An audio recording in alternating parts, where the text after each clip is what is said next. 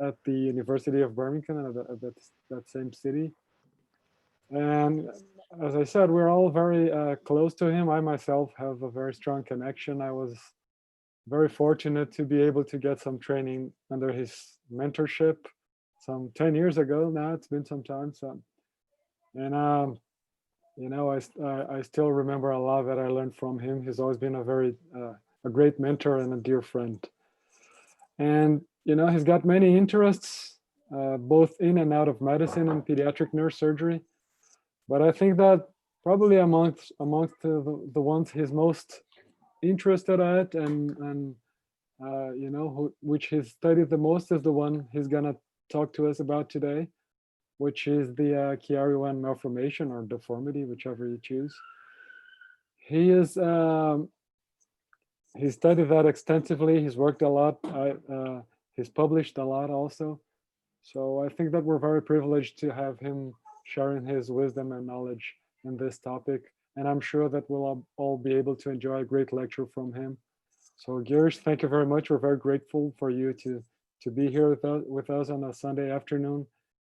And without further ado, I'd just like to pass on the microphone to you, and the audience is yours. Thank you so much for being here. Marcelo, thank you so much. No primeiro lugar, como tenho a impressão que a maior parte da audiência portuguesa, quero agradecer o Ricardo pelo convite muito amável e também a sociedade brasileira pela gentileza de convidar-me para apresentar a nossa data científica aqui que fizemos em Birmingham sobre Chiari. E o Marcelo, que foi muito prazer tê-lo aqui, foi uma parte integral das pesquisas que nós fizemos na Chiari e, portanto, é também um grande prazer e muita alegria de ter a ti com o Ricardo como moderadores do webinar hoje. Portanto, vou começar e vou falar em inglês também porque o meu português está muito enferrujado.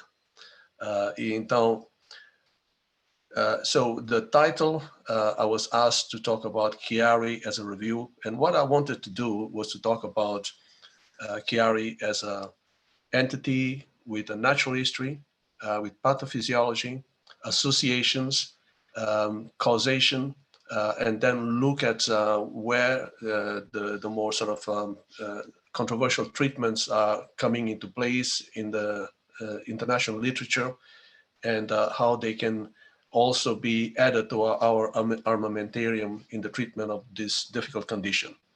And most of the times in children, particularly when we talk about Chiari, we also talk about syringomyelia. So those two are like twin sisters, so hand in hand, and that's pretty much what I'm aiming to talk to you. So I ask for some latitude because some of the things that I will say probably are not your practice and also may not be suitable to some of the patients that you have, but please listen to what we've been doing here in Birmingham over many years.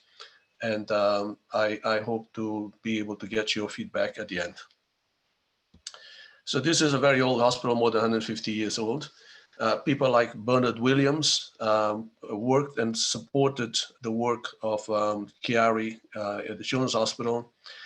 And then my mentor and a man that everybody knows very well, Tony Hockley, initially started doing something called posterior calvarial release in the early 90s as part of treatment of craniofacial patients. And then when I came in 2002, 2003, we started doing a different surgical approach. And it's now nearly 17, 18 years. And I have now enough data to feel confident to talk to you about using that as a potential treatment in Chiari's. So the pathophysiology of Chiari is very well known to all of you. It is a primary paraaxial mesodermal insufficiency occurring after the closure of the neural folds take place. Now, the primary factor in the formation of hindbrain hernia has been considered to be a small posterior fossa due to underdeveloped occipital bone. And this is where you will see, as the lecture goes on, that there is a very strong association with skull-base anomalies, particularly due to the regression of the occipital somite, and that then leads to a short stubby clivus, a very small posterior fossa and often a dolichoid dent in the posterior fossa. And the main objective of surgical treatment really is to restore normal cerebrospinal fluid dynamics at the craniovertebral junction. So what is the natural history of hindbrain hernia, which we are very used to calling it Chiari I? So the first thing is to look at, what data is there. And I think the largest study I was able to find was from Johns Hopkins University in a study carried out by Ben Carson and his colleagues, including Jeffrey Meadows, where they looked at a large number of patients, 22,591 patients that underwent consecutive MR imaging of head and cervical spine. So about 175 of these patients had a hindbrain hernia more than 5 millimeters. And of those, about 14% had a clinically asymptomatic hernia. And so 14% of patients who are diagnosed radiologically with a hindbrain hernia are asymptomatic. And what they discovered is that in this series of patients, syringomyelia and osseous anomalies are extremely rare. I think they only saw one case.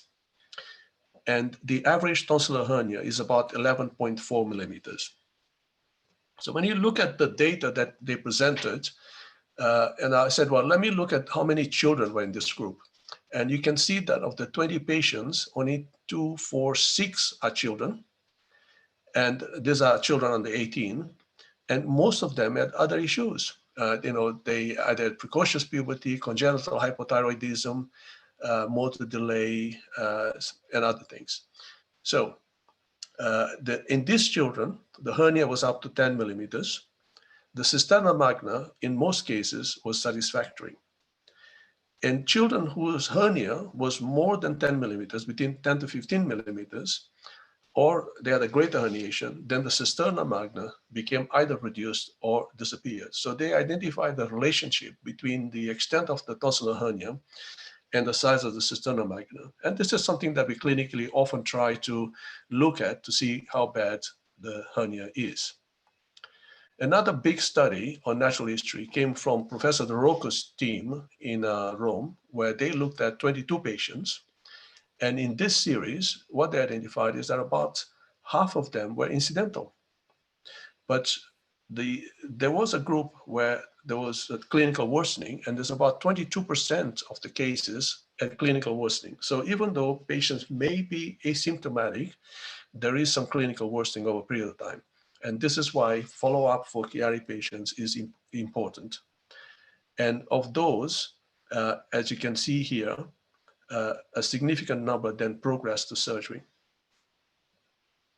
So when we look at progression, how do we define this? So of course, we define it radiologically and clinically. Clinical progression of Chiari is often very difficult to determine clearly because these patients have headaches, but headaches could be due to migraines and a number of other things.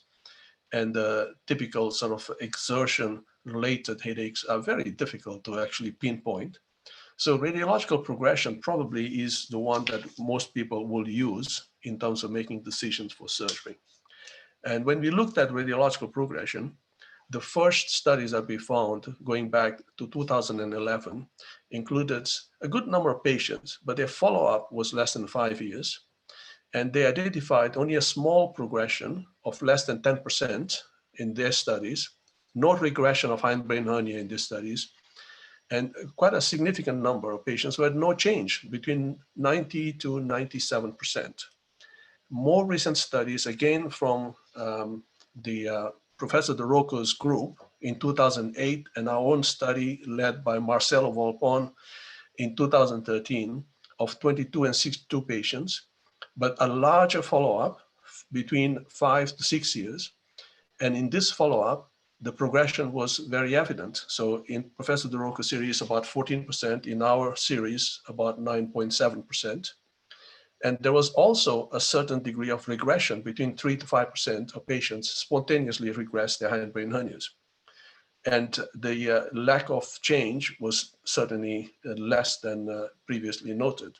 So this kind of implies that if you're going to treat hindbrain hernias, don't just look at them once and say, oh, there's nothing, it's a symptomatic discharge. These patients need a follow-up, often in excess of 5 years, to see progression in children.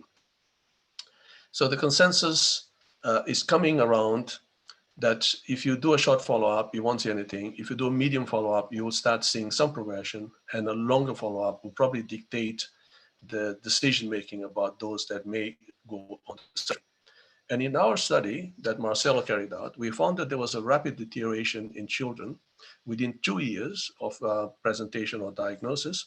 And in those patients, usually it was the loss of CSF flow at the craniocervical junction or development of syringomyelia within 2 to 3 years that required faster surgery.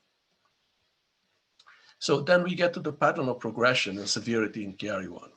Now, we have just reviewed the fate of Hindbrain hernia, that somewhere between 14% to 50% can be asymptomatic clinically, 3 to 5% will regress spontaneously, between 10 to 14% will progress clinically and radiologically, and somewhere between 72 to 87% will remain stable. And do all Chiari cases progress equally? So that's the other question. And of course, there is what we'd call a simple Chiari that doesn't have ventriculomegaly, craniosynostosis, CSF signal loss at the craniocervical junction, or skull base abnormalities, syringomyelia, or scoliosis. They're likely to progress slowly. Those that are what I would term complex Chiaris, the ones with associated syrinx, or any of the above features that I mentioned to you, are likely to progress more rapidly and require surgery. So the next question there, of course, is what is the mechanism of such progression? There are a lot of theories on this, and I don't think anybody has finally agreed that there is one overarching or one mechanism alone, but probably a combination of various mechanisms. And most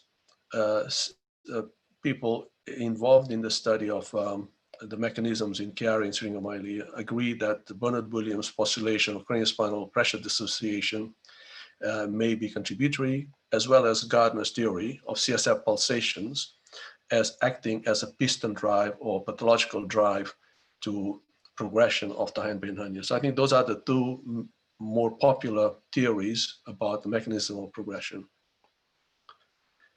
And then when does a Chiari become a surgical disease? So I think the majority of pediatric neurosurgeons, when surveyed, and this was done somewhere about 15, 20 years ago, came across as suggesting that if they saw a patient with a hindbrain hernia with a descent of 12 millimeters or more, with loss of CSF at the craniocervical junction and appearance of a syrinx, they would consider that as a surgical patient. And of course, the next question would be, then what kind of surgery are you going to do? And most people would consider a foramen magnum decompression. But I would hasten to say that this is probably not the only treatment available for those patients.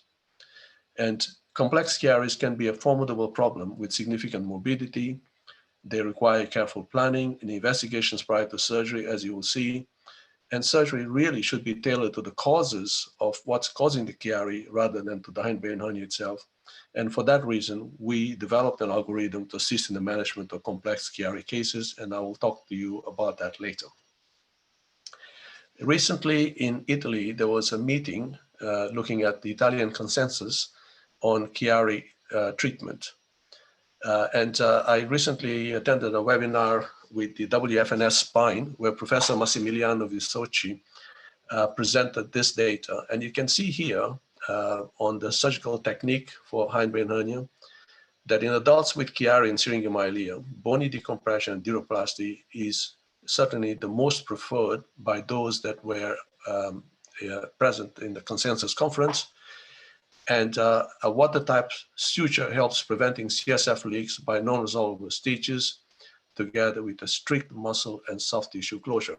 So there is lots of disagreement, but also consensus in one or two areas in terms of treating hindbrain hernia.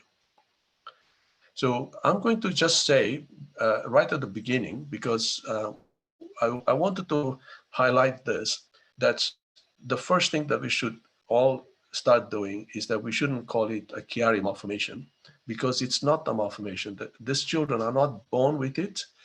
They have progression of this condition, which means that the tonsillar hernia increases in size over a period of time. So that cannot be a malformation.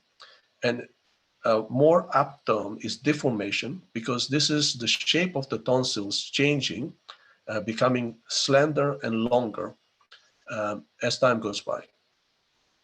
The most congenital malformations, as you know, are static, not progressive, but hindbrain hernias are actually progressive. And we have seen on our studies of natural history that they do progress over 5 years at least. So what is the cause of this progression? Why are they getting more elongated and being pushed down? So we have postulated that in addition to the well-known small posterior fossa with skull-base anomalies, and often the presence of ventriculomegaly or even hydrocephalus, that there is what we call a supratentorial crowding, where the size of the head or the crane, there's a craniocephalic mismatch, where the size of the head is smaller in terms of the cerebral volume required. And this then causes a push of supratentorial contents into the small posterior fossa. And therefore, the small posterior fossa contents more likely will herniate down. And we all know already the hindbrain hernia associations, and I don't want to bore you with this, but I think this is a very important slide. So if you think carefully, what is it that is commonly associated with the hindbrain hernia that creates problems? So ventriculomegaly, right at the very top, craniosynostosis, and then lower down in the spine, basilar invagination, craniocervical instability, and scoliosis. And if you think about the associations of syringomyelia, you find exactly the same.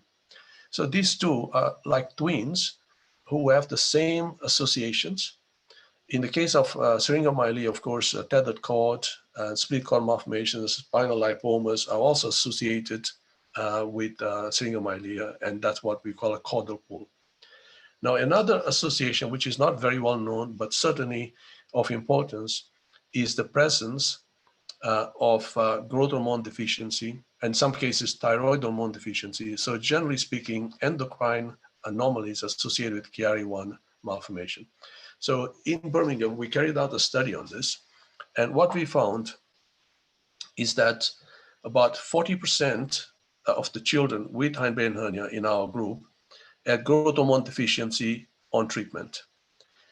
15% of these children had growth hormone deficiency and short stature, or what we call idiopathic short stature, without any other explanation for it. 20% of the children, an additional 20% of the children, had no growth hormone deficiency, but had idiopathic short stature. And more than 20% of these children were obese, but that, of course, is not unexpected because there's a large percentage of children that are obese in the UK, and therefore it's not, out of the normal range of expectation. When we then flip this around and we looked at all the children with growth hormone deficiency and find out of those how many had hindbrain hernia, we only found 1.2% of those children with a symptomatic or a radiologically identifiable hindbrain hernia, suggesting that there is no significant hormonal effect on the development of Chiari. But probably the frequency of the growth hormone deficiency in the Chiari cohort certainly deserves further study, and this is something that I encourage you to look at your own patients. So what I'd like to do now is to very quickly talk about the associations of Chiari with ventriculomegaly, with skull-base anomalies, with the spinal anomalies, and offer some evidence supporting the management in these areas, and then bring together a algorithm that would allow us to manage the complex Chiaris. So the first question really, as we looked at the associations with ventriculomegaly, and it is not uncommon for us to see patients with Chiari malformation having some degree of ventriculomegaly, if not overt hydrocephalus. Of course, if there is overt hydrocephalus, then the answer is very straightforward. You put a shunt and move on. But quite a lot of patients actually don't have hydrocephalus. They just have large ventricles. And the question then is the ventricles, is the large ventricles in the supratentorial compartment causing some sort of pressure, what we call the supratentorial crowding, and like a piston drive effect with downward displacement of the tentorium, and does it worsen the hindbrain hernia? leading to obliteration of the cysternal CSF at the cranial-cervical junction, loss of buoyancy, further descent of the tonsils, and impaction. You think that that's what's happening, or is some other explanation? So the other possible explanation, of course, is that the hindbrain hernia actually is blocking CSF flow at the cranial-cervical junction, blocking the foramen magendi, the foramen of Luschka, and this could then potentially increase ventricular pressure and cause ventriculomegaly. So whichever is the mechanism, in the end, I suspect that both are working together in potentiating the development of ventriculomegaly in hindbrain hernia. And there are a number of studies which started coming out nearly 10 years now. Again, Professor DeRocco's group presented their findings on endoscopic third ventriculostomy for the management of Chiari I and related hydrocephalus. My colleagues in Liverpool also published their initial study on the presence of hydrocephalus with hindbrain hernia. And the effect of endoscopic third ventriculostomy. So this was a mixed adult and pediatric series. 94% remained shunt-free following ETV in their series. 83% with the syrinx showed an improvement or resolution of the syrinx following ETV. And this is a Chinese study, a large Chinese study, which again shows the effectiveness of ETV in regression of hindbrain hernia in these patients. So we also looked at whether the patients that had the hindbrain hernia and syringomyelia that we had carried out an ETV, whether they had a long-term success rate. And so for that reason, we looked at a series of patients to highlight the use of ETV in Chiari and syringomyelia. So this study was done a few years ago. At that time, we had 130 patients. Now we've got 240 something patients. And the patients that underwent ETV for Chiari and syringomyelia are now 12 patients. Our success rate has remained essentially the same at about 90%. So what we found is that for Chiari and syringomyelia, if you have ventriculomegaly, your success rate in reducing, deflating the syrinx or regressing the hindbrain hernia is as good as if you got a pineal tumor, which is about 91%, and is probably one of the higher success rates in the whole series of conditions that respond to ETV. A number of these patients had associated causative conditions for the Chiari. So 2 patients had achondroplasia, 2 had spina bifida, 2 cranial synostosis, but 5 had an isolated Chiari. And all of those, of course, had ventriculomegaly. 5 of this, half of them had syringomyelia, 90% Chiari regression, and 100% syrinx reduction. One of the very early studies that we carried out in Birmingham was to look at the association of hindbrain hernia and syringomyelia. And so how does it happen? What causes it? Can we predict the development of syrinx in patients with Chiari? And this is a study that was done quite a few years ago. And we looked with the background of the pathogenesis, where a number of theories have been proposed, as I mentioned. But what we did is, can we find, first of all, what is the association in our patients? What are the clinical and radiological features of a hindbrain hernia that develops a syrinx? And then what are the clinical features or that we would be able to identify in a patient and say, well, this patient is more likely to have a syrinx than any other patient. So the first thing we identified was the clinical features. We ran a study on that, and I'll give you the results of that. And the second thing was to look at the MRI scans of all of these patients, and we found a common pattern, which was the presence of what we call a standing up cerebellum, a small posterior fossa, a steep angle of the tent, venous engorgement, a cervicomedullary kink, often a dolichoid dens. As you can see here, the dens is pushing backwards, blocking the anterior flow. The clivus is short and stubby. There is a very small posterior fossa. The stent is very tilted, with severe venous hypertension. So these are all features that we have identified in patients that ultimately develop syringomyelia. And you can see the situation here, a normal, of course, you all know that. But if the tent drops down, it pushes the posterior fossa contents further down, and you lose CSF in the posterior fossa. And sorry, I think I jumped, yeah, lose CSF in the posterior fossa with herniation of the tonsils and development of the syrinx. Menezes in 1991 published a large series of patients where he was very clear that hindbrain hernia is associated with skull-base anomalies in up to 50% of the patients. And you can clearly see here, again, a degree of platybasia, the short stubby clivus, dolichoid dens, the cervicomedullary kink, small posterior fossa, and the hindbrain hernia, and the development of the syrinx. And most of the syrinxes are cervicothoracic, while others will be hollow cord, depending on how much compression at the craniocervical junction is identified.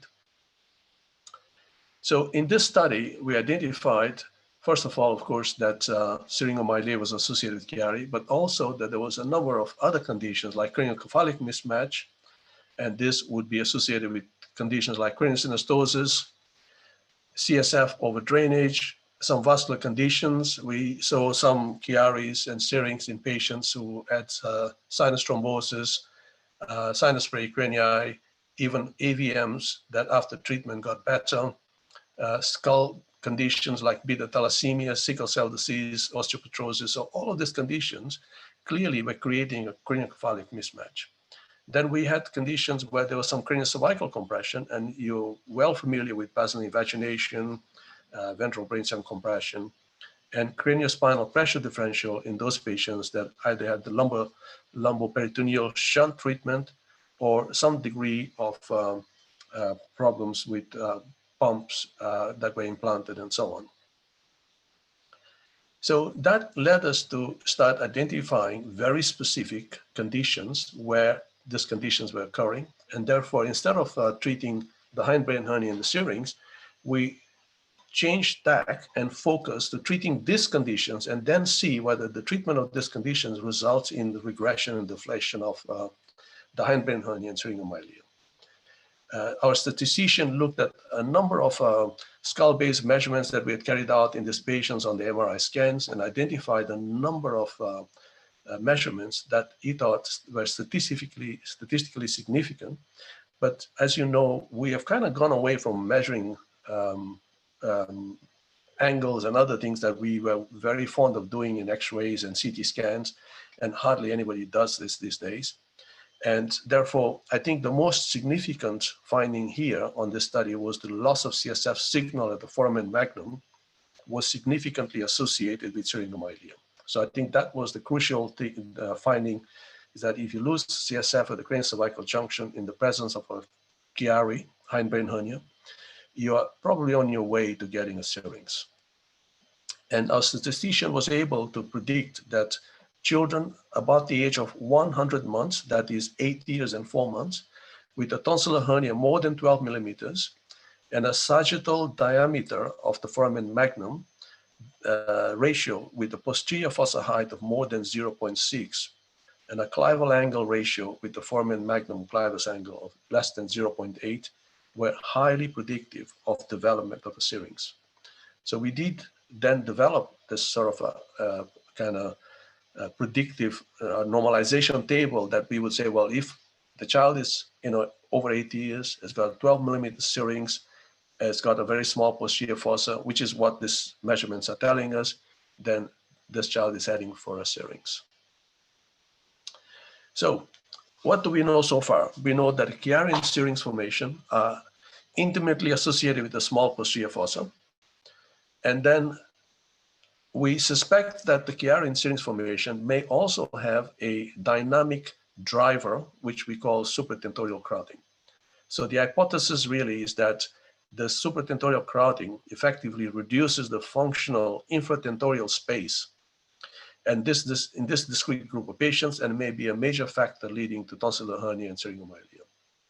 And if you look at the patient that looks like this, I think it'll be very little doubt in a child with, fibrous sort of the erosion of the skull bone of this nature with severe cranial synostosis, that this child has typical craniocephalic mismatch, raising the cranial pressure, and there will be very little doubt that this child will herniate the posterior fossa components or contents into the spine.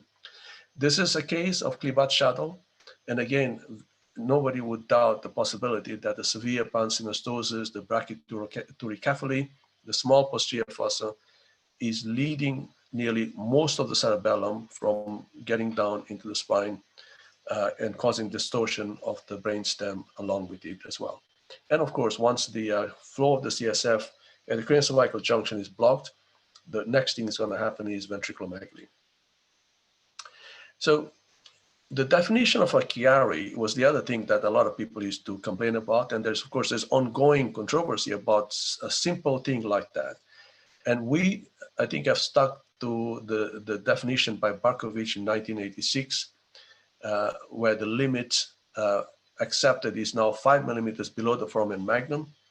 But as you know, this is not entirely agreed by everybody. And people also say that there is something called a Chiari 1, Chiari 0, Chiari 1.5, and so on and so forth.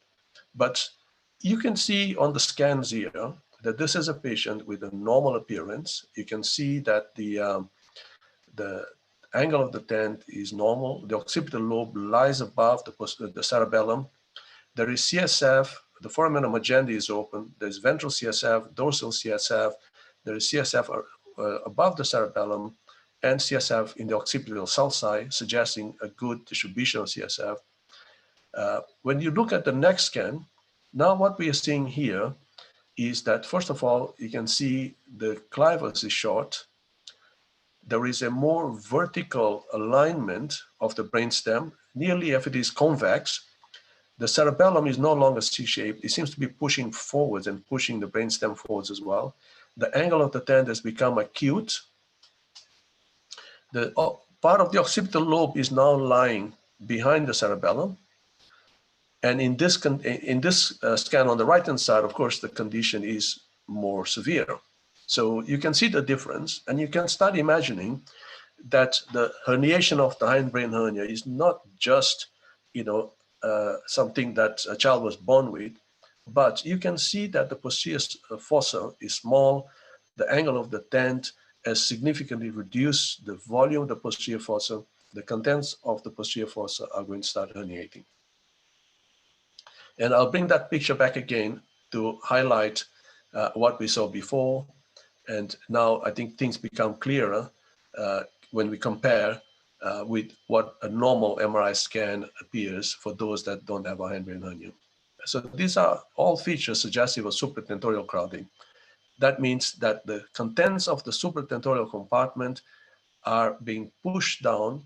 They don't have enough space in the supratentorial compartment, and it is occupying the volume that was initially made for the posterior fossa, but no longer is. So if I make a graphical demonstration of this, we looked at the posterior clinoid inion line and its intersection with the tent. Occipital lobe is above. And when we look at the other two scans that I showed you, you can see that quite a significant volume of the occipital lobe is now where the posterior fossa is supposed to be. Here you can see that nearly 1/3 of the cerebellum is above this line. Here, nearly all of the cerebellum is below this line. And of course, in this case, all of the cerebellum is below this line. So that can tell you immediately that there is a supratentorial push where the cerebellum is going down. The contents of the supratentorial compartment are now lying in the initial posterior fossa, resulting in a reduction in the posterior fossa volume as a result of this supratentorial crowding. And of course, that is going to create compression of the posterior fossa structures, including the brainstem, which is then going to be distorted. And you get the typical appearance of a normal brainstem pushed and then with an indentation as a result of tonsillar herniation with loss of CSF signal at the craniocervical junction. And of course, in those severe cases of compression, you'd get what we call a posterior fossa syndrome with associated cranial nerve changes. So we next looked at the foramen magnum. And in the foramen magnum, our understanding initially was that the foramen magnum in these patients is small. But in fact, when we did the measurements on MRI scans with a zero gantry in our series of Chiari patients, we discovered that both Chiari I and Chiari II patients have a larger sagittal and transverse diameter of the foramen magnum, and the surface area of the foramen magnum is actually larger in Chiari I and Chiari II. So this is not something that you would call as a cause of a hindbrain hernia, that you got a small posterior fossa that you need to go and make bigger. On the contrary, the posterior fossa, sorry, my apologies, that the foramen magnum is small and needs to be made bigger. In fact, the foramen magnum is already large. And if the foramen magnum is large, it very much suggests that this is an incompetent orifice through which a hernia occurs. And of course, as you know, that is exactly what the hernia does, and I will talk a little bit about it later. So having done all of this background research, we now have supratentorial causes of hindbrain hernia and syringomyelia, posterior fossa causes, foramen magnum causes, and spinal causes. And if we focus our attention on this particular causations, then one would hope that the hindbrain hernia would reverse. And generally speaking, as a surgeon, if you have a groin hernia or a hernia in the umbilicus or anywhere in the body, it's usually suggested that this is because an increase in the pressure in one compartment, in the presence of an incompetent connection between the two compartments, whereby the contents of one compartment herniate through into another compartment. So you need an incompetent orifice. In the groin is usually the obliqueness of the inguinal orifice becomes straight, and the contents of the abdomen herniate into the groin. So very much here, if you have supratentorial or craniocephalic mismatch, there is a relative increase in pressure in one compartment in relation to the spinal compartment. If your orifice, which is a foramen magnum, is incompetent, you're going to get a hernia. And the treatment of that is not to make the orifice bigger, but to treat the pressure dissociation between the two compartments, and that almost certainly would help reverse the hernia. In a special condition is when the hernia becomes strangulated, then you would get what we call syringomyelia, or pathological blockage of CSF within the spinal canal, leading to development of intramedullary development of syringomyelia. A few years ago, I was in Rio, and I was invited to talk on at the International Craniovertebral Junction Spine Society. And I talked about craniovertebral abnormalities as being pathologically related to hindbrain hernia and syringomyelia. And there are a number of these conditions that lead to an association with Chiari and syrinx. So just to give you some idea, for example, if you have what we call a simulation of the atlas, where C1 is fused either through an anterior arch or through the posterior arch to the occiput, you lose C0, C1 motion. There is increase in C1, C2 motility, and that leads to instability. And there is a great association of this condition with hindbrain hernia and often syringomyelia. There are other conditions like the pro-atlas homeotic transformation, where you get a short clivus because of the loss of the fourth occipital somite, which forms the tip of the clivus. That basically grows at the tip of the odontoid process, so the odontoid bone becomes elongated, and those cause compression of the brainstem. Then you get, of course, odontoid dysplasia, hypoplasia, where there is C1, C2 instability because the dents no longer is able to keep C1, C2 together, or you get orthodontoidium. All of these conditions lead to instability and an associated Chiari. And in other cases where there's fusion anomalies like Klippel-Feil, they are also associated with Chiari. And this is a diagram which is well known to most of you, where you need to focus essentially on the fourth occipital somite, which causes the pro-atlas segmentation anomalies and all of the conditions which we are concerned with arising from this pro-atlas abnormality. And the craniovertebral conditions include atlas assimilation of the third type, so what we call the type 3, where there is not only assimilation of the atlas, but there is fusion of C2, C3 posterior, and the maldevelopment of the transverse ligament, which then leads to instability and Chiari. Another condition which is very well known is atlantoaxial instability, which has an association. You all know quite a lot about it, so I'm not going to spend a lot of time, but the important thing to remember is that in this condition, there is not just a horizontal instability, but a vertical instability, which we define as either basilar impression or basilar invagination. And finally, rotatory instability. And Professor Goel had mentioned quite some time ago that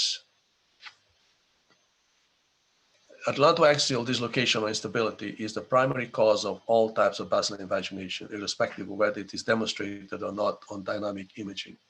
So I think it's important for us to remember that. If I show you briefly, how does a basilar invagination lead to compression of the brainstem? Here is a normal situation where the yellow ring is essentially the arch of C1. C2 lies there, and you can see the atlantodense interval in front is less than 5 millimeters. The posterior atlantodense interval is usually 14 to 21 millimeters. When there is instability, the atlantodense interval increases, posterior atlantodense interval decreases, and as time goes by, there is a downward herniation of C1 rather than upward herniation of C2, because it's the size of the skull that is pushing C1 down. And when that happens, the thicker and wider segment of C2 actually reduces the distance, making them appear to be either normal or not unstable anymore, but in fact, the situation has become worse. When we look at this on a coronal view, you can see that the C0, C1 joint has an angle with the odontoid base. Now, in basilar invagination, what happens is C2 rises up towards the scalp, towards the foramen magnum. But for that to happen, actually the lateral muscles of C1 have to become oblique and separate so that you get what I call a median or central herniation of C2. And for that, the obliquity is essential. So if I make a diagram of this again, you can see that the first thing that needs to do is for the C1 lateral muscles to widen. And that means that there is some instability in the joints. The angle of C1, C2 lateral muscles is no longer horizontal, but becomes oblique. And that allows the relative ascent of C2 in relation to C1. And this is how the joints then become the C1, C2 joints become nearly vertical, with the dents now going through the foramen magnum. So basilar invagination is a progressive condition as a result of instability at C1, C2 joints, or instability as a result of assimilation of the atlas, or any number of conditions that I mentioned to you, leading ultimately to severe compression at the cervical junction, often associated with brainstem compression, hindbrain hernia, and syringomyelia. So there's lots of definitions about the role of the facets in this condition. As you can see, this is a simulation of the atlas. A lot of them will have as a fusion of C2, C3 as well. And you can see that in these conditions, it's not difficult to understand the loss of CSF space and the compression. This is the concept of anterior dislocation, central dislocation, posterior dislocation. You can see the C1 posterior dislocated. Here it looks central, and here the C1 is lying anterior. And of course, C0 and C1 are fused to each other because this is a simulation of the atlas. And the appearance will be something like this, with severe compression, development of signal change in the cord, and syringomyelia. So this is a typical case that I'll just very quickly show you. We had in the hospital This child had craniocephalic mismatch. We did a calvarial augmentation for craniosynostosis condition. The child was well for many, many years. And then we discovered the child had developed a severe basilar invagination with C1, C2 instability and a simulation of atlas. And you can see the condition here. The child had now become myelopathic. And you can see on the images the vertical alignment of the joints, where C2 was supposed to be below C1 is now actually lying side by side or even superiorly. And the herniation, the separation of the lateral masses of C1 and the upward migration of C2 in relation to C1. And as that happens, you can see now the tip of the odontoid is now crossed. And you can see the lateral mass of C2 is actually lying parallel to the lateral mass of C1 rather than below it. The same appearance on axial scans. They are lying side by side rather than one on top of the other. Again, you can see the vertical alignment of the joint, which should be completely horizontal.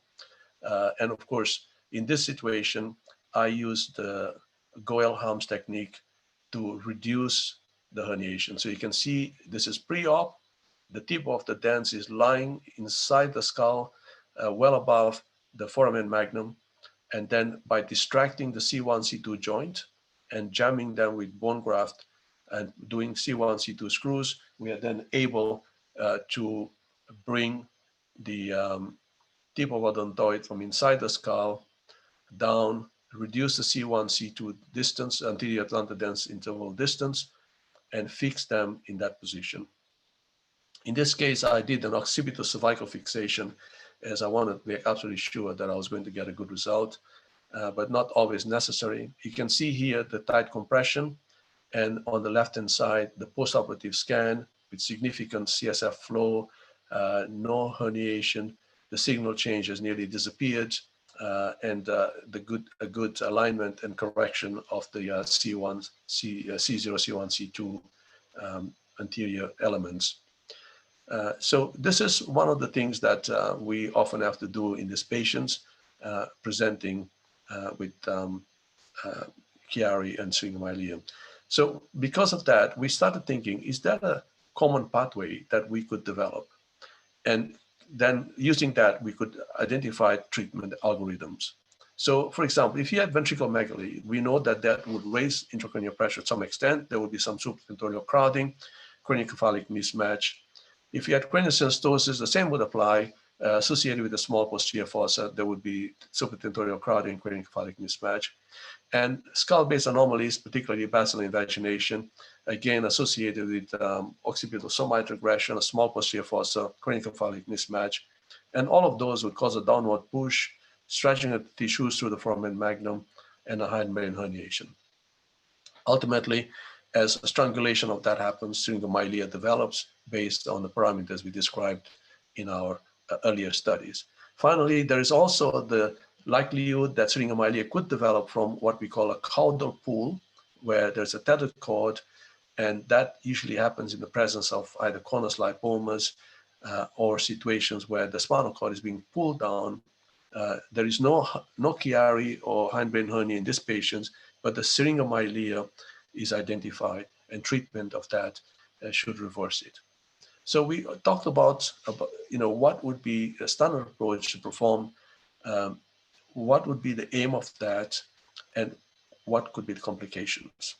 And we know that the standard approach is a foramen magnum decompression or craniovertebral decompression.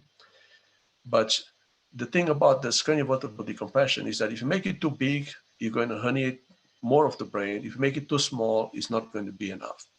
Then you have this issue that you want to improve the CSF flow, but if you do a bony decompression, would you be able to get enough CSF flow? And there is all these issues about how to get this right.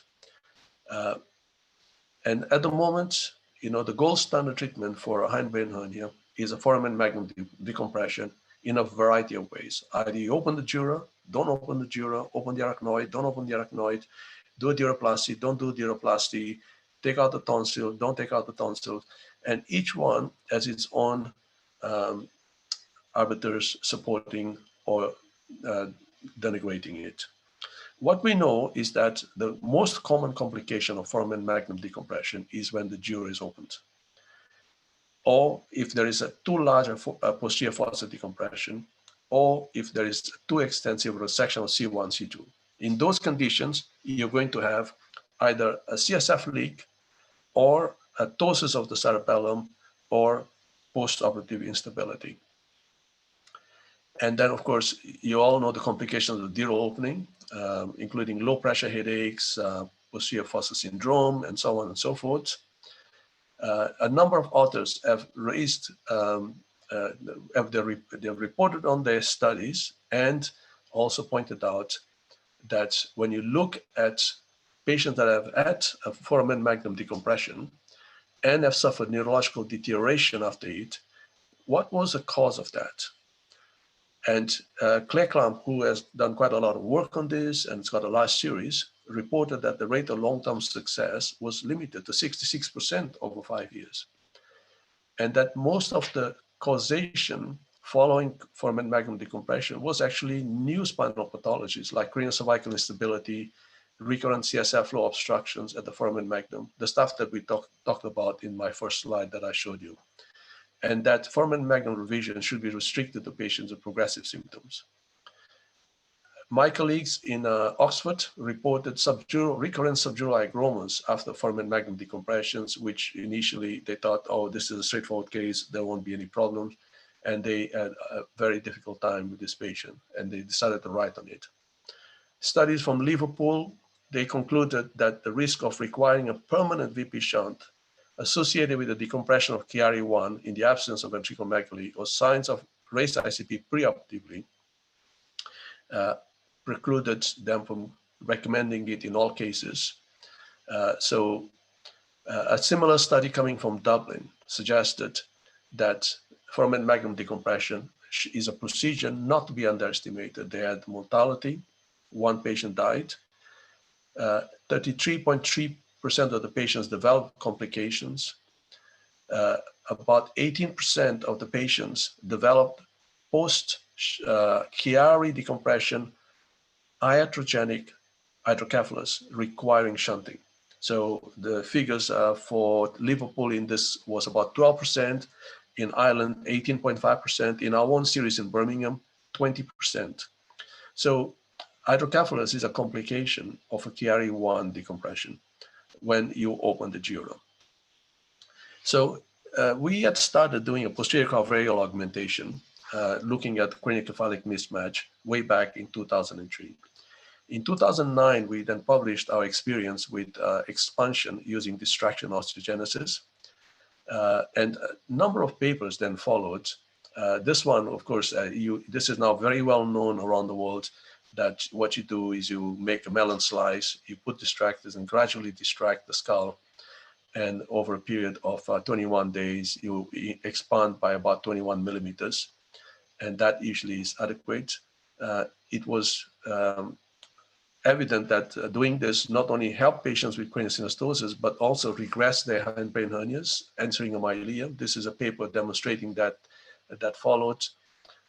Others have also reported their experience. This is a study from Liverpool, presented in the ESPN Congress. This is a paper by Richard Ellenbogen and Jeffrey Ochman, also talking about resolution of syndromic craniosynostosis associated with Chiari without suboccipital decompression, just by doing a posterior cranial vault release. The studies in Finland by Nina Salakorpi and Willy Serlo, again, using posterior cranial vault distraction osteogenesis.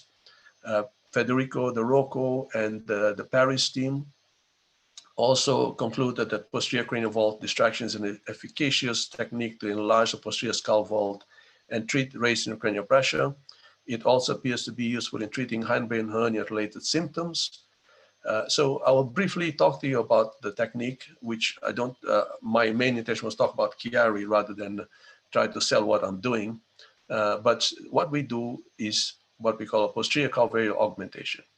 Now, this is essentially, if you look at a normal patient and a patient with what we call a craniocephalic dissociation or craniocephalic mismatch, you can see here the situation where the posterior, the supratentorial compartment seems to be well aligned. Here, the head is taller, so you can see that the back of the head is flat, and there is clearly a small posterior fossa.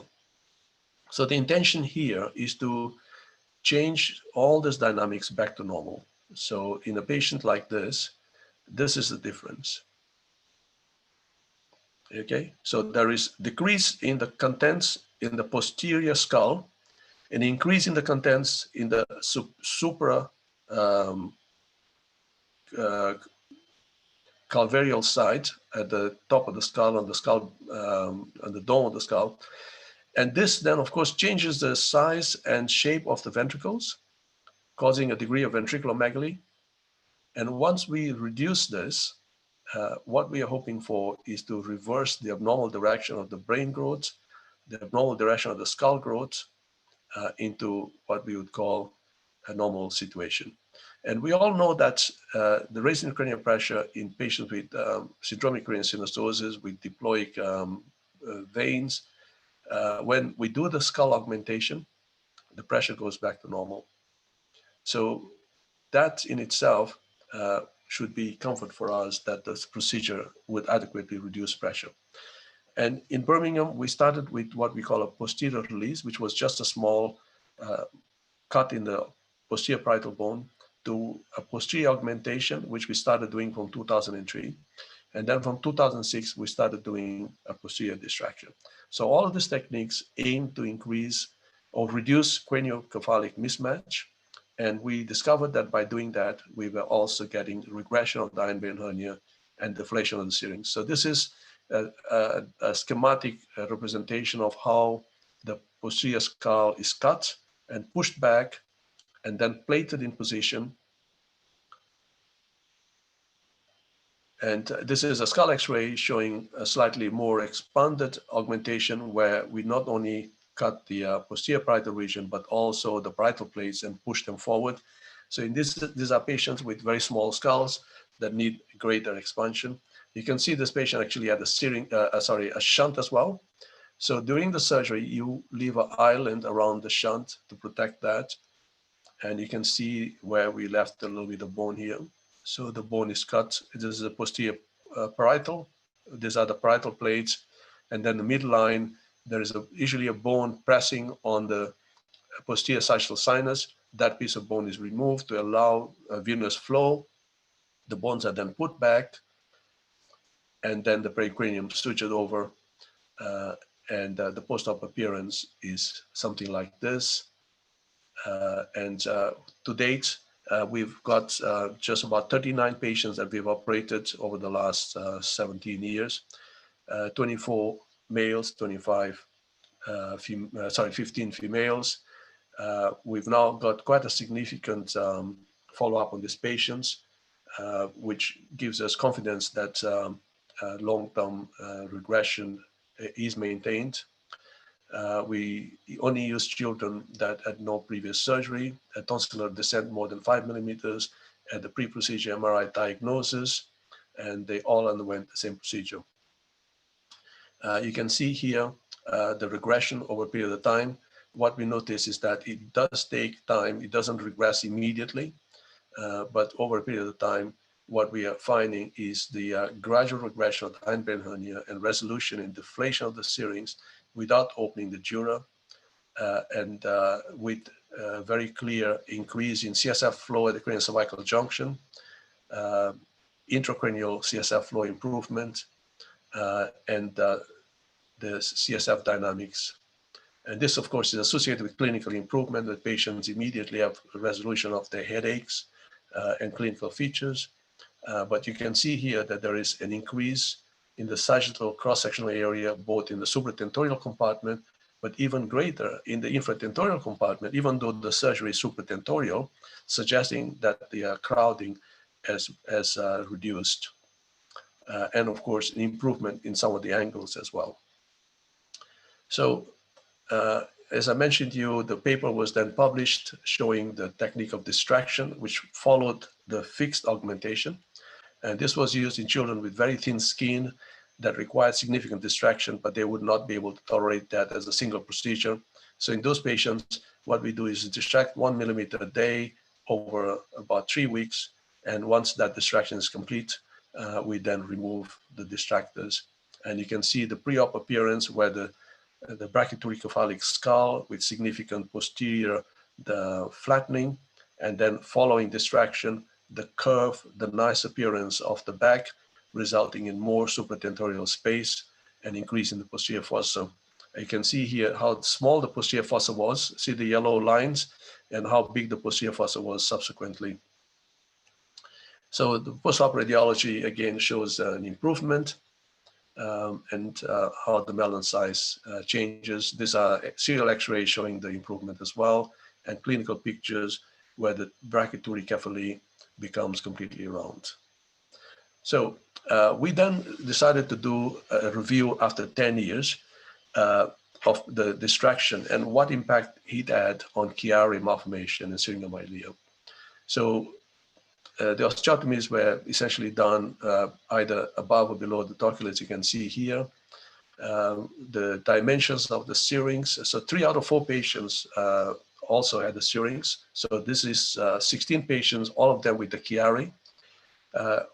4 patients had the syrinx, and 3 out of the 4 patients got a syrinx deflation, and all of the Chiaris got better. So this is an example of the final treatment I want to show you, which is patients with the spinal lipoma who have a hollow cord syrinx. So here's a hollow cord syrinx with a spinal lipoma, and here is the same patient after undergoing surgery for the spinal lipoma and complete deflation of the hollow cord syrinx. So there is clearly some room for us to consider that this development of the syrinx is also caused by the caudal pull of the spinal cord, and patients with tethered cord without the hindbrain hernia, as you can see here, will develop a hollow cord syrinx. But if you remove the lipoma from below and release the untethering and untether the spinal cord, the hollow cord syrinx will also get better. So I'm going to summarize again that Chiari I and Chiari II are hernias. And hernias require an increase in pressure in one compartment. In this case, of course, intracranial pressure with a small relative cranium in the presence of an incompetent hernial orifice, which is a foramen magnum, for hernia to occur. And syringomyelia is often the effect of the hernia strangulation over a period of time.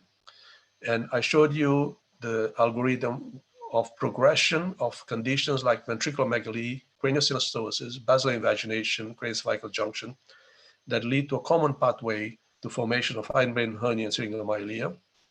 And if we flip this the other way around, what we find is that if you have syringomyelia and Chiari and ventriculomegaly, then our first favorite treatment would be an endoscopic third ventriculostomy. And that should allow us to monitor. And in a number of cases that we have, and I'll show you those just now, they have improved to the point that no further treatment was required. If you got a Chiari and craniosynostosis, then we recommend a posterior calvaeal augmentation and monitoring. If you have a Chiari with scoliosis requiring correction and syringomyelia, again, we recommend carrying out the augmentation first and then monitoring the scoliosis. In a percentage of children, the scoliosis recovered and no further scoliosis surgery was required. If you have a basilar invagination, again, the treatment we recommend is a fixation with distraction of C1, C2 to remove the compression of the craniocervical junction rather than operating and doing a foramen magnum decompression, which would only worsen the stability in that area. And finally, if you have patients with a lipoma with the syrinx, then removal of the lipoma and untethering of the cord should help recovery of the syrinx. So this is the sequence. This is an example of a child who underwent 2 separate craniovertebral decompressions without success over a 3-year period for Chiari and syringomyelia. And then you can see here in 2014, the child initially presented with extensive hollow cord serings with hindbrain hernia, tight cranial cervical junction. And you can see that the angle of the dent was beginning to tilt, becoming slightly angled. My feeling was that this patient actually had a flat craniocephalic mismatch. Initially, the recommendation from my colleagues was that we should carry out a Foramen Magnum decompression, which the patient had. This is a first post-op image with a satisfactory formation of a cisterna magna, but you can see that the serings has persisted. The child remained unwell with difficulties. Further follow-up imaging showed that the serings persist. In fact, some of the serings continue to progress. The scoliosis started appearing. So in 2017, it was a recommendation was made that you should carry out a further decompression, which was carried out as the serings had nearly become bulbar serings and had gone all the way to the conus. So following the second decompression, there was no improvement. So in 2018, it was agreed that we would carry out a posterior cavity augmentation, which we did. And 3 months post decompression, there was complete deflation of the serings and improvement at the craniocervical junction with clinical improvement as well. So I think that we are now getting to the point where we're fairly certain that the procedure of choice for pediatric hindbrain hernias with syringomyelia should in the first instance be towards the causation of it. Where there is craniocephalic mismatch, we would recommend a posterior cavity augmentation. Where there is either hydrocephalus or ventriculomegaly and ETV, and if there is craniocervical instability, then a fixation and distraction would be appropriate. And we should stop calling Chiari malformations and start calling them Chiari deformations because they are progressive. Children are not born with it. And of course, we know that the treatment of syringomyelia is very much dependent on the associations. I've just spoken about what we would do with all of these conditions. These are just examples. I'm probably going to stop here. I'm quite happy to show you examples of the cases that we have done where we have done posterior cavity augmentations and over a period of time. As you can see here, the hindbrain hernia is regressed and the serings has also regressed. I can show you lots of cases like this. And what exactly happens in these patients is the improvement where you can see the ventricles become less tight. The loss of volume in the posterior fossa is recovered and there's general improvement. This is another patient following distraction. The hollow cord serings improved, hindbrain hernia improved. So I'm going to stop here because there will be lots of patients like this. This is a case of hydrocephalus. Actually, I should just show you this one. Hindbrain hernia, ventriculomegaly, syringomyelia. And we carried out an ETV on this patient. This is the pre and post-op appearance. You can see the deflation of the serings, the improvement in the posterior fossa CSF flow, and the reduction in the ventricle size. You can see the hollow cord serings, complete deflation of the hollow cord serings. This is a few months after the ETV, and you can see the ETV flow here. So I think we are pretty much convinced that minimal approach in these patients is helpful. These are other patients that we've operated for venous hypertension with sinus pericranii, craniocephalic mismatch, again, large syrinxes, hernia, cavity augmentation with deflation of the syrinx and improvement in the craniocervical junction by not very large posterior cavity augmentations, but enough to create space. You can see after 6 months, the patient had CSF flow at the craniocervical junction, deflation of the syrinx. I'm going to stop here. And I want to thank you for your patience to listen to controversial aspects of treatment of Chiari and syringomyelia, and happy to answer any questions. Thank you.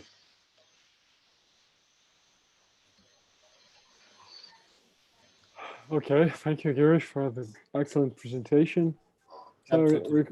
Ricardo, if you don't mind, I just want to ask a couple of questions before we open up for the audience. Yes. So, Girish, a beautiful presentation, and you've beautifully correlated the pathophysiology events with the surgical indications and techniques. So, I just want to have your insights on a couple of what I'd say controversial questions. The first is, do you still see any role for foramen magnum decompression? Is there any clinical condition you'd go for an FMD, or is it kind of obsolete in your experience? And the second one is, you mentioned quite briefly, but you probably know the works of Professor Goel quite well. And as he considers, that the pathophysiology is just a spectrum between Chiari and also doxyntolium and basilar invagination and all the other craniocervical junction deformities. So it pretty much indicates now C1, C2 fixation for all patients, even for sort of isolated Chiari 1 patients. So what do you think about that? What are your insights on that? Yeah, so excellent questions. I'll answer them one by one. So the first one is foramen magnum still part of the treatment, protocol? So I think, I can only talk about pediatric Chiaris.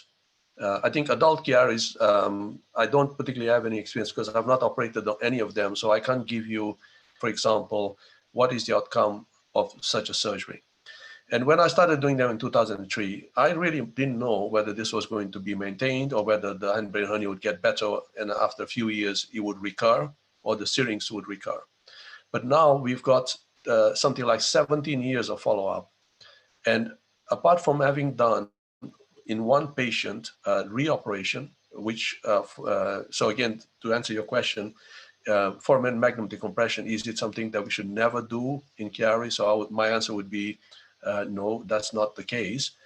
It's part of the treatment armamentarium, and there will be some cases where you feel that if I don't release the compression in the brainstem, the patient could be at risk.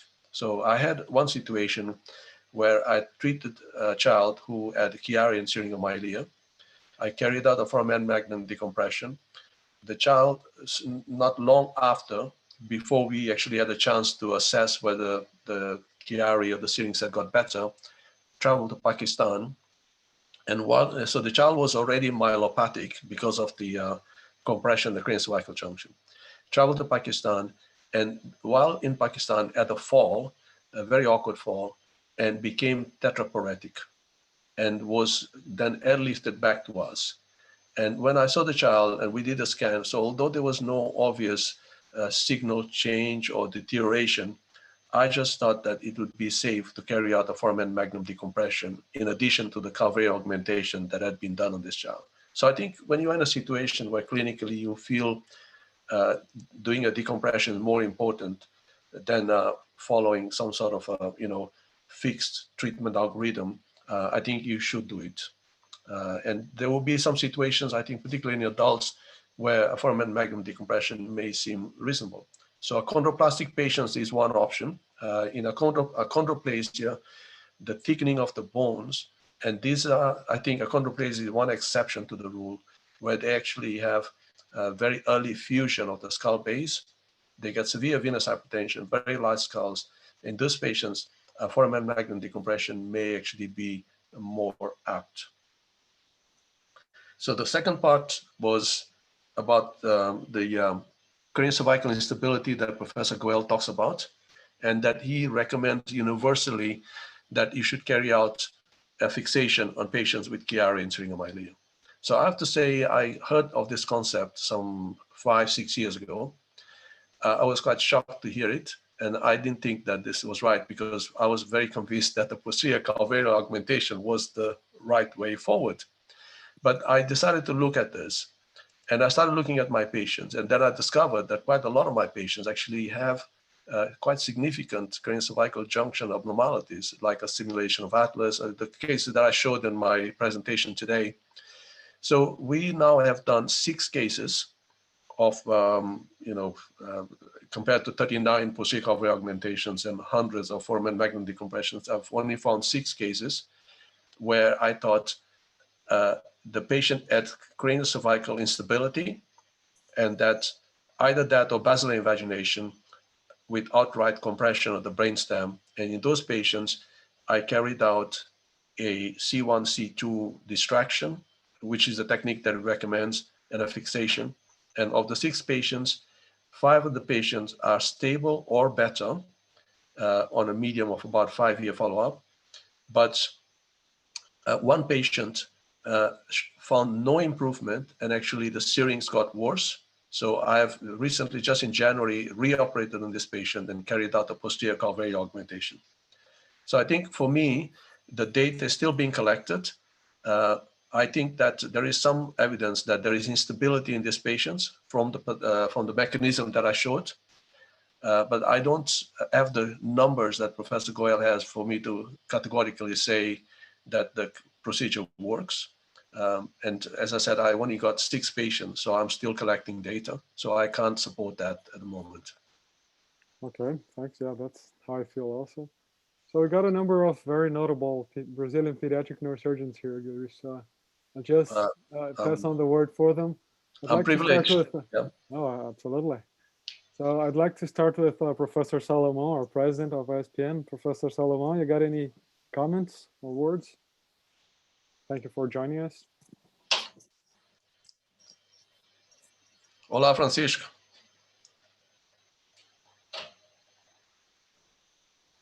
Não conseguimos ouvi-lo. O microfone não está funcionando.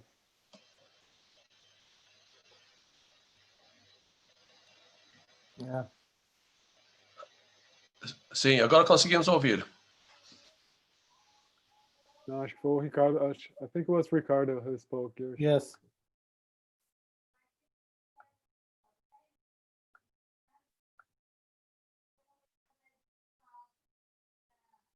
No. Salomão, a gente não está conseguindo te ouvir.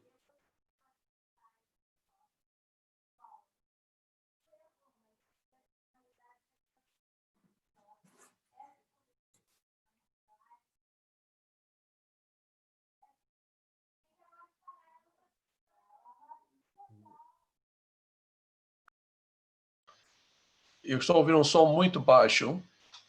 Consegue ouvir, Ricardo ou Marcelo? Sim.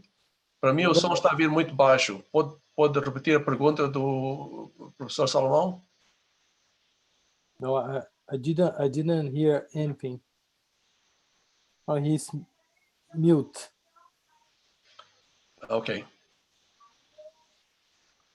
Well, Marcelo, change for other one. Yeah, maybe we'll pass on. So maybe we'll start with the elder one. So Professor Artur is here. Artur, you want to share any thoughts and comments? Hi, hello, thank you very much. Congratulations, very nice presentation. I already knew your experience, Guirish. I have no question in this moment. Thank you very much. Obrigado. Obrigado, Artur. Anybody else? Yes, Guirish, I have one question, a controversial question. It's an excellent presentation. So thank you so much. You gave us a very extensive topic, a very extensive explanation about Chiari I deformity. I agree with you. We wrote our consensus and we used this terminology for deformity, Chiari I. And in fact, I have 2 questions. If you, after the posterior decompression, do you or did you have any recurrence or any case that did not respond after posterior decompression? So it's one question. And the second is, what is your opinion about filum section, filum terminal section? from the Barcelona surgery. Okay, so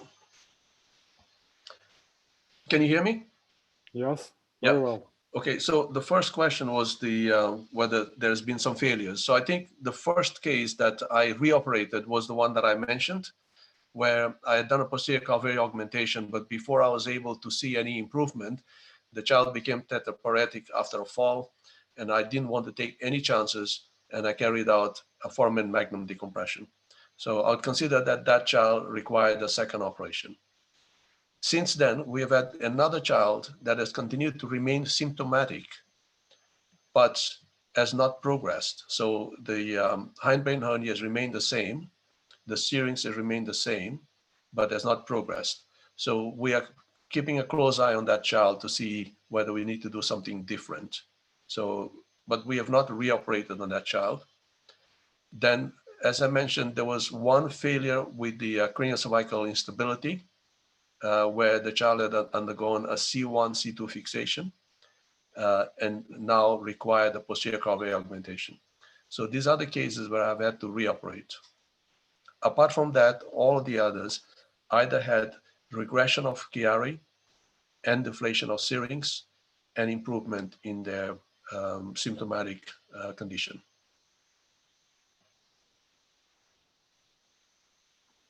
And about the Barcelona surgery, what is your opinion? Okay, so the Barcelona surgery, I had one patient actually travel from Barcelona, came to us. I saw the child in the clinic, and I was told that the child had a phylum section. When I looked at the back, there was no incision. There was a very low cut in the sacral, sort of in the natal cleft.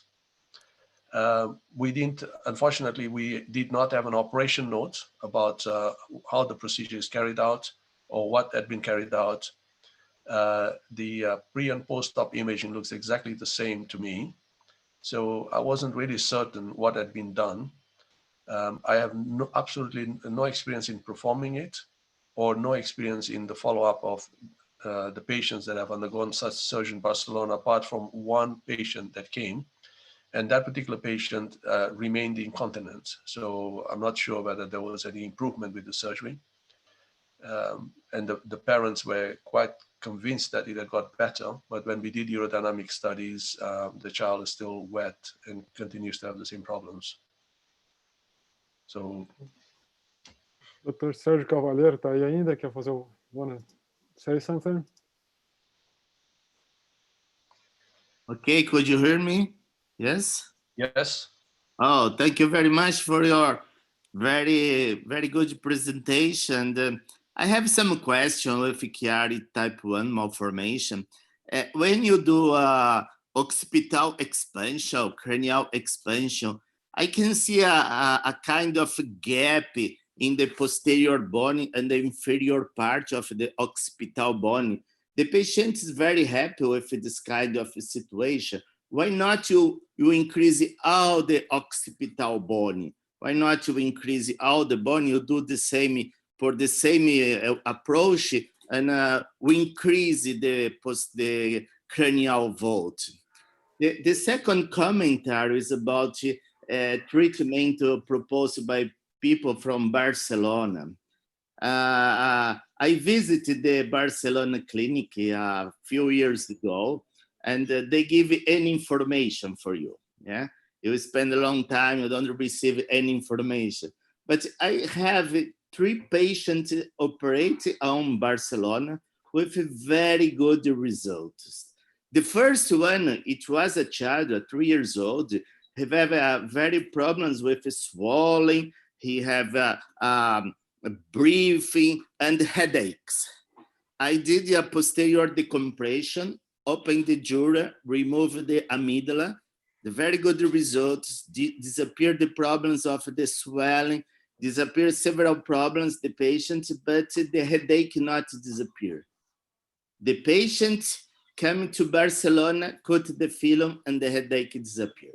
So I did more or less 20 filum terminalis extradural section, and the symptomatology stopped, the headache disappeared. I don't know if it's a kind of a placebo, but the potential, the evocate potential improve immediately after you cut the filo terminalis outside of the dura mater. I don't know. I don't know what should be, what's the very good results. Perhaps is the same as you show the lipoma. When you do a decompression of the lipoma, the patient improved. You have two mechanisms of Chiari type 1. One is small cranial root of a toothpaste, push the cerebellum into the spinal cord, and another in the inferior part of the spinal cord to pull the cerebellum outside. I think it's two mechanisms. Thank you, Guirish. It's very good to see you again. Thank you, Sergio. I think the question you asked is very important. And to be honest, when we started the surgery, we didn't know how much to expand the skull. All of this has been serendipity because it came out of my work as craniofacial surgeon, where we were expanding the size of the skull for craniosynostosis treatment. And then we discovered that by doing that, the hindbrain hernia was getting better and the syrinx was deflating. So we realized that this is something that has more to do with craniocephalic mismatch rather than just craniosynostosis. And then we expanded that concept with other types of treatments. But yes, so initially, when we started doing the Calvary augmentation, it was the whole of the back. It was posterior parietal and occipital as a single melon slice, up to 1 centimeter above the foramen magnum. That means going above and below the transverse sinus. And what we discovered is that in young children, of course, it's very easy to do that because the transverse sinus is not stuck to the bones. And in very young children, the collateral circulation is not developed so severely, so the bleeding is not that bad. But in older children, where at least older than 2 years, the bones are thicker, and there is a lot of diploic large vessels as part of collateral circulation. Some of them, the transverse sinus is obliterated, so there is a much bigger venous hypertension going on. In those patients, going below the transverse sinus was more harrowing. And I realized that there was actually no benefit in doing it because the posterior fossa was so small in these children that the augmentation in the posterior fossa was irrelevant. And by doing a transverse sinus augmentation, so just operating above the torcular, I was able to achieve adequate augmentation without the risks associated with going below the torcular and the transverse sinus. So that's why we have stuck to doing just a supratentorial Calvary augmentation. And now the other question of the phylum resection. So there's also this philosophical aspect about this. If, for example, a patient only has a tethered cord, low-lying corners with a fatty phylum, but is not incontinent, doesn't have any curling of the toes, doesn't have any walking difficulties, doesn't have any pain, then in the UK, for example, we would not operate on them. And the surgery would only be indicated if there was some deterioration in neurological function or some threat to bladder or bowel dysfunction, or something like that, or the appearance of a syrinx or an existence of a syrinx. So all of those things would drive me to operate, but standard tethered cords, we don't operate on them in the UK. So I think my experience is so different that I can't really comment on that. Did any of your patients had a syrinx that got better or hindbrain hernia that got better?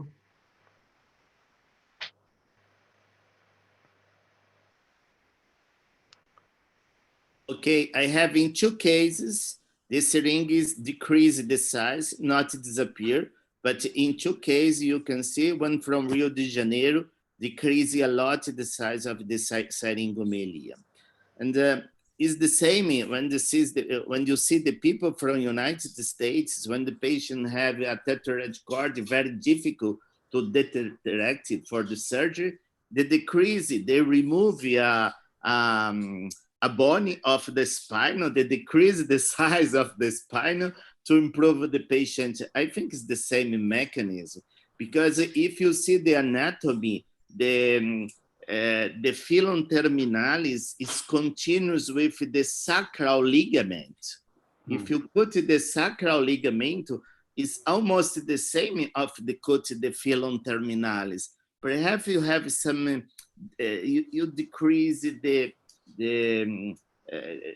you promote some decompression of the inferior parts, and a little bit we improve the circulation, because the evocate potential improve immediately. It's amazing. You do, please, the potential. Now you can see the waves, and you cut the waves improve immediately. It's something vascular. I don't know, right? I think these procedures from Barcelona, you need to think about, perhaps should be a good thing, but the manner of they produce, it's not very correct. Perhaps you need to do some study of this case. Perhaps in a few, in a number of the patients, you can improve with this single procedure. It's very easy to do. You do using the monitoring. It's easy. It's 5 minutes of the surgery. Sometimes I propose, okay, cut the filo. It's not improved. You do the compression. But the patient now, they have a kind of the several people are doing the Barcelona. They have a community, and they ask the community. Nobody would like to do the posterior fossa decompression. Now you have a problem. You propose the posterior fossa decompression. Nobody would like. Please cut the filo. Oh, okay, I can do the same. Posterior fossa decompression, cut the filo. Because sometimes you see a huge syringomyelin, you're very worried only to cut the filo. So, but nowadays, I don't know what the case could benefit of the case. You need to study some people like that. I don't know. You need to think about more serious. I think one of the questions about intraoperative monitoring on these patients, and I think I can't remember, I was just looking on the chat, and this probably applies to what you're saying, Sergio. So when we do untethering of spinal cord, we do full SSCPs, MEPs, and the peripheral nerve monitoring to see any changes. And we never see any immediate changes, even with an open procedure where we cut the phylum. So I'm surprised to see that your neurophysiologist can find changes in the wave after extradural release. Maybe the effect is different, and certainly I would agree with you that if, for example, you have seen some improvement, then it is important to not to poo-poo anything and consider some sort of a formal investigation. I think randomized studies will be difficult, but at least some kind of cohort study to evaluate changes. I think the monitoring would be very important. So I would support that, but I just don't know the technique. I've never seen it being done. I've not seen patients, so I don't think I'm qualified to give an opinion on that. And somebody was asking on the chat here, if I can just see a reading about questions following in a patient who detects Chiari I without another neurological symptom, without physiological alterations, who has a scoliosis for correction.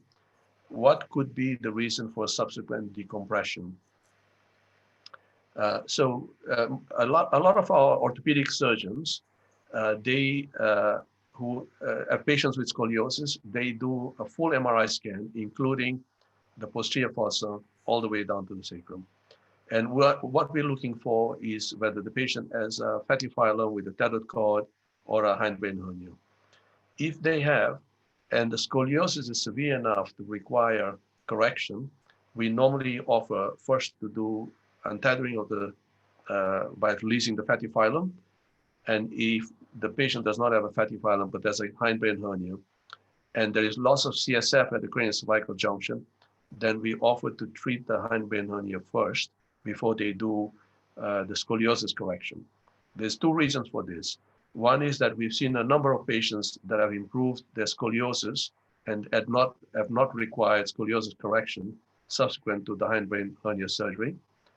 And the other reason is that there have been 2 patients under my spinal orthopedic deformity surgeons who became quadriplegic or developed paraplegia following scoliosis correction, and both of them had a hindbrain hernia. So there's always a worry that the hindbrain hernia might have been contributory. Okay. I hope that answered the question that Victor Vasquez asked. Okay, so I think everybody might be tired now, but I just want to give a last chance for anybody to ask questions. Ricardo Gap. Thank you for your wonderful talk. You show us that craniovertebral junction is not so Gap, easy. aumenta o seu volume. Yeah. Can you hear me now? Yes. Yes. Much So better. you show that is not a simple Chiari I case for any one solution for the very different situation. So I have one question for you. You do routinely dynamic studies for your patients to decide if you see any instability, or only in special situations do you order for dynamic X-rays or dynamic CT scans? Okay, so that's again very important question. We initially we didn't do any studies on these patients until 5 years ago.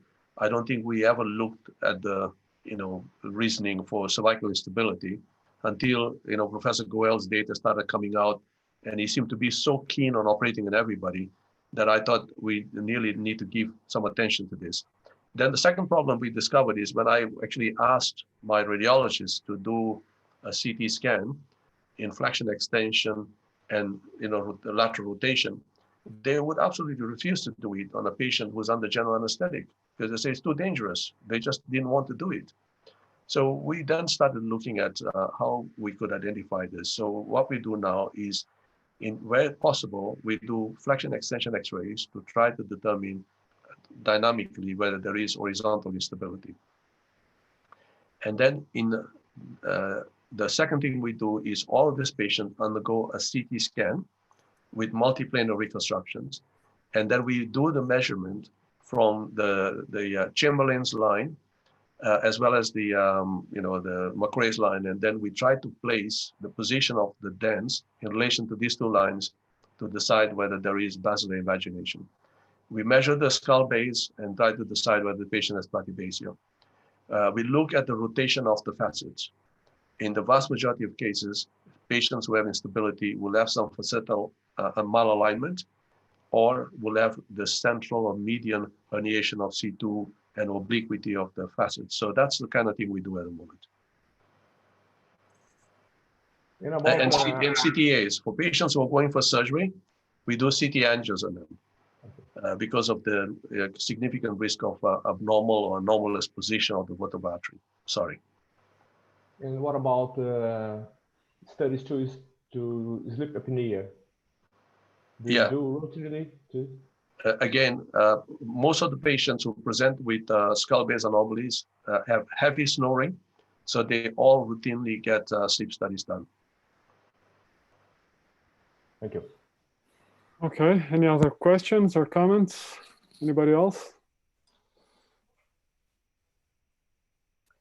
Oh, I don't think so. Yeah, I think everybody got it. Benicio, You covered it all. Yeah, Benicio was just... Benicio, would you talk something? Hello, Benicio. Yeah. Hi. Hi. Guirish, thank you for this lovely lecture. Today a bit at 6x2, by the way.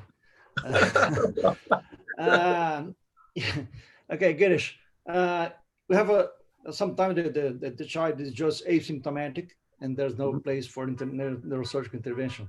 But every day we're seeing children with behavior problems. There's also some autism spectrum disorders, and they are sometimes they're associated with Chiari. Do you think there is a place today or the future for any kind of neurosurgical intervention for these children? So yes, I've heard about this, but I don't have any experience on this. And some people have actually, talked about the craniocephalic mismatch in children with autistic spectrum disorders. But what is it specifically that you were thinking of in these patients? Well, I think that we have, there is autism and Chiari. but they don't treat the Chiari to see this get better. Nobody ever addressed this, the surgery for these children. To be honest, I have not studied this relationship, and I've not operated on Chiaris in children with autism. Nobody's asked me yet, but to diverge a little bit, there is a similar situation with idiopathic intracranial hypertension. So we have got a number of children who have raised intracranial pressure, what we call benign intracranial hypertension, or pseudotumor cerebri, so there are various names for it. But basically, these are obese children who have papilledema, and many times they also have a Chiari. So in those children that have a Chiari with benign intracranial hypertension, it's very difficult to carry out lumbar punctures on them. It's a standard method to decrease CSF pressure on them. So I have carried out some frontal-orbital augmentation. So the first two patients I did with Mr. Hockley, we did a FYR on this patient because we couldn't really do lumbar punctures on them. And we thought that if the patient is papilledema, patient has raised intracranial pressure, it doesn't matter whether they call it benign, we should increase the size of the skull. And both of the children had resolution of their headaches and improvement in papilledema. So I think in total, over the last 17 years, I've done about 3 or 4 such cases. And the children have been stable. Some of them have needed some analgesic treatment, but have not required any additional treatment. So there are the sort of conditions on the fringe which are associated with Chiari. And it's very difficult to make head or tail of this because of the numbers, whether it's ethical to operate on them, what would be the rationale. So unfortunately, I've not really gone into that. But if you have some experience, please share it with us. Really don't have no experience at all. So that's a kind of the patient, they don't have no raised ICP at all. They have some behavior problems, and the neuropediatrician, they found that they have a Chiari. And there is association, some publication of the clinician people, they associate the Chiari association with behavior problem. There is no ICP, no real neurological problem, no cerebellum problems, no syringomyelia, no nothing at all. The association with behavior problem and Chiari, it exists, but there's no intervention, no surgical intervention. I have no experience. I never tried because I searched in the PubMed, I searched in the literature. I didn't find it, no publication at all about this issue.